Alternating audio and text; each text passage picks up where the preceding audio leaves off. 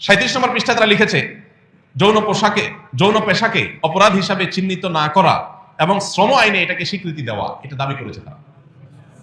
এখন দেখেন, গত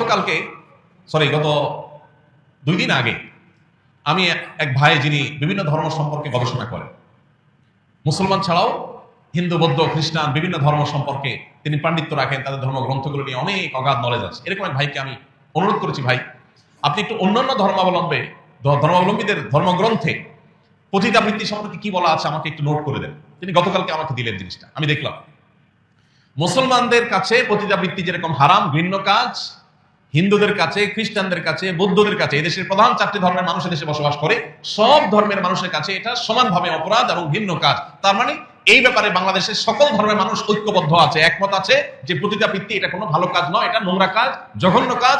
একজন নারীকে অনেক ভালো কাজে, সমাজের উন্নয়নমূলক কাজে ব্যবহার করা যেতে পারে, তাকে বিভিন্ন ভালো ভালো কাজে পেশা নিয়োজিত করা যেতে পারে, কিন্তু তাকে এরকম অসম্মানজনক কাজে যারা নিয়ে আসে, সেই দালালরা তাদের ব্যবসায়ী টিকায় রাখার জন্য পর্ন ইন্ডাস্ট্রির মাধ্যমে হাজার হাজার কোটি টাকা বিজনেস করার জন্য তারা এই ধরনের প্রস্তাবনা করেছে। এ ব্যাপারে বাংলাদেশের সকল মুসলমান শুধু না, সকল ধর্মের মানুষ একমত।